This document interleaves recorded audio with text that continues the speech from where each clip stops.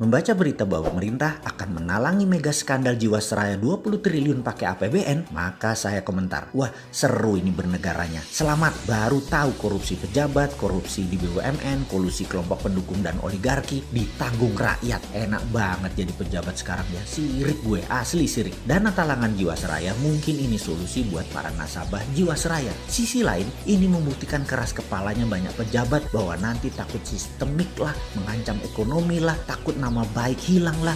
Bos, yang geblek jangan dilindungi atau kalian merupakan bagian dari sistem yang bermasalah. Biarkan yang salah yang menanggung. Kita melihat hal beginian paling gerundel, kuapok lu. Tapi begitu melihat melindungi kesalahan dan kebobrokan pakai APBN, kita berkata, kuapokmu kapan dul? Makanya bernegara jangan berbisnis. Semua itu hanya sarana buat bancaan, bagi-bagi porsi. Lah enak yang dapat, terus yang hilang filenya di kejaksaan. Ya enak juga, wis cocok wis iki. Surga banget deh kesannya para kriminal di negara ini ya. Ini negara para berdebah emangnya. Ya nggak begitulah ngurus negara. Old mind dan old system harus diubah. Itu fundamental berpikir. Cara lama yang sudah puluhan tahun tidak mau diubah. Itu yang membuat kalian punya banyak uang di luar negeri kan ya. Karena itu nggak bakal kalian mau berubah. Lah enak, ngapain berubah? Oke lah, banyak yang sudah diubah saat ini di Indonesia. Kita akui ada pembangunan bagus, iya, tapi belum menunjukkan hasil positif. Kita belum jadi negara pemenang. Kita masih pakai GBHN negara lain. Kita masih kejepit di gambar map buatan orang lain atau negara lain. Kita tidak punya nation interest yang berdaulat. Paling hanya proyek negara dan anggaran yang dibicarakan.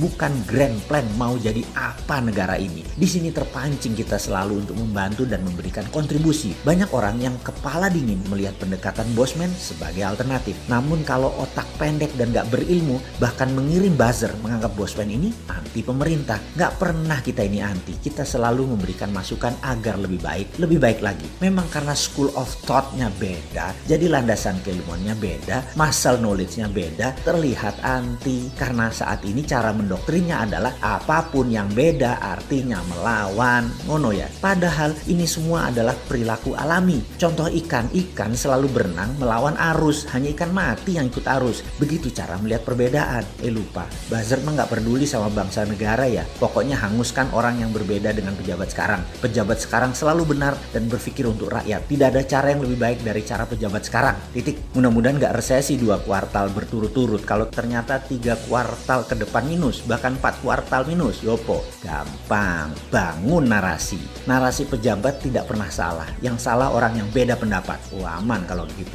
Sudah punya narasi-narasi doktrin ya. Para buzzer kan ada mastermind-nya. Ya alhamdulillah aman kalau kayak gitu. Silahkan. Kalau udah punya narasinya lanjutkan. Selamat kalian aman di atas sana. Aman. Kebetulan rakyat sekarang memang cuma butuh narasi kok. Silahkan lanjutkan bos. Kalau kita bagaimana? Ya kalau kita mah terus membangun karsa dan mengingatkan bersuara versi kita membela NKRI. Gak didengeri, syukur. Dipakai alhamdulillah. Ini semua untuk Indonesia menang. Kita kembali mengingatkan sejarah. Sejarah yang mengingatkan bahwa Nusantara ditakdirkan jadi global player sejak lahir. Sekarang sayang, kita belum melihat rencana ke depan kita sebagai global player. Masih tarkam, masih antar kampung. Globalnya masih nyender sama superpower. Sayang banget deh. Sekali lagi, sangat disayangkan pengelolaan negara, pejabat negara, dan politikus melihat negara Indonesia tanpa wawasan sejarah. Tanpa paham kekuatan geoekonomi, yaitu kekuatan geografi untuk keuntungan ekonomi. Tidak memainkan geopolitik, yaitu kekuatan geografi untuk keunggulan politik bernegara. Dan pastinya tidak punya geostrategi. Memanfaatkan kekuatan geografi untuk faktor penekan bernegara. Intinya saat ini bagaimana membagi-bagi APBN doang otaknya. Membuat peraturan yang sedikit menguntungkan rakyat. Rakyat hanyalah sapi yang diperes-peres susunya tapi nggak dikawin-kawin. Nikahnya pejabat itu setelah menjadi pejabat bukan dengan rakyat tapi dengan oligarki, dengan kelompoknya dan dengan politikus penguasa Senayan. Ngono ya? Oke, rakyat habis digrepek-grepek doang dan herannya rakyat gak kapok-kapok malah memuja-muja pejabat seperti itu. Hero-nya dijunjung. Top dah doktrin dan propagandanya. Top Marco Top. Kagum gua. Udah selesai ngegosip, kita lanjut. Kita menengok sejarah sebentar. Kita tahu doktrin jalur sutra itu seakan-akan jalur hebat. Karena mungkin banyak pejabat sekarang kemakan propaganda film Tiongkok dan berbisnis dengan Tiongkok kedalaman. Sampai budaya dan doktrin gak bisa dibedain. Jalur sutra di abad pertengahan mendadak jalurnya sepi. Kota-kota Eropa Timur dan Asia Barat yang tadinya jalur ekonomi mati hanya kurang dari 50 tahun. 50 tahun dari apa? Dari majunya dunia maritim perkapalan di abad 14 dan 15 sehingga pada perjanjian Zaragoza dunia dibagi oleh dua raja laut, Portugis di sisi timur, Spanyol di sisi barat. Ini kayak kita sekarang Tiongkok Amerika lah kira-kira ya. Spanyol ke Amerika Utara Selatan, Portugis ke India sampai timur jauh yaitu Nusantara. Jalur sutra kalau dengan jalur maritim atau maritim lain tersebut beda.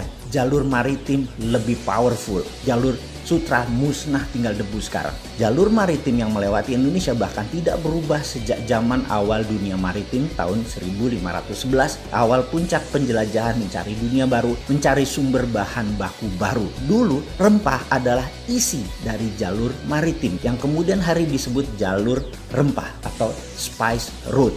Adalah jalan menuju kemakmuran. Rempah Nusantara telah membawa bangsa Inggris, Belanda, Portugal ke zaman keemasan mereka. Negara Eropa makmur berkelimpahan karena rempah Nusantara. Jadi sedari awal Nusantara memang ditakdirkan menjadi global player dan menjadi pembawa kemakmuran dunia. Ketika komoditas rempah menjadi industri, kebutuhannya rupanya bisa dipenuhi oleh daerah lain di awal abad 20-an. Maka terjadi pergeseran besar di mana bukan yang di permukaan tanah yang menjadi sasaran sekarang, namun yang berada di dalam tanah, yaitu mineral bumi. Perlu diingatkan, di dalam perdagangan rempah dikatakan wilayah Maluku, wilayah Pulau Run misalnya. Jangan bayangkan kekuatan militer yang berkuasa. Sejak awal bulognya Maluku sudah berdiri, namanya Untatang, yang membagi rata petani dan deal dengan pihak asing. Pedagang Arab, pedagang Tiongkok, sampai Portugis, Inggris adalah Untatang ini. Baru ketika Belanda kemaruk, greedy dan tamak, mereka membuang 15.000 penduduk wilayah penghasil pala tersebut, tinggal tersisa 1000-an dan ada banyak pembunuhan terjadi. Ini namanya perampokan atau state sponsor terrorism.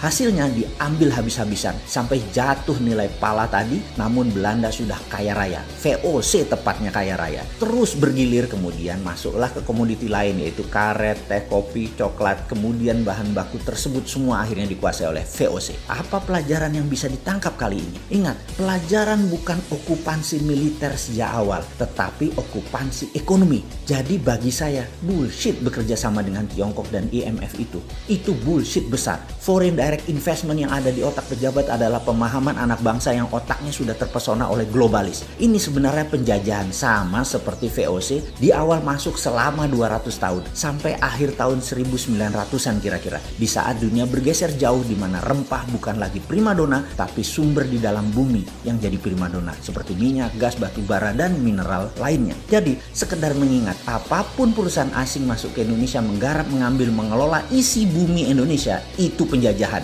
Ide ini maka saya tekankan, kalau mandat di tangan generasi muda di tahun 2024, tidak ada perusahaan tambang di Indonesia milik asing. Setidaknya 50% adalah lokal, di mana proses hilirisasi setelah tambang tadi, mineral tadi, hilirisasinya 100% lokal. Cukup sudah dibodohi oleh asing selama 300 tahun diambil rempah dan apapun yang dihasilkan oleh alam Indonesia. Namun begitu bahan baku alam di Indonesia disentuh asing dan didiamkan, artinya dua. Satu, geblek tidak paham nasionalisme. Yang kedua adalah memang kaki tangan asing.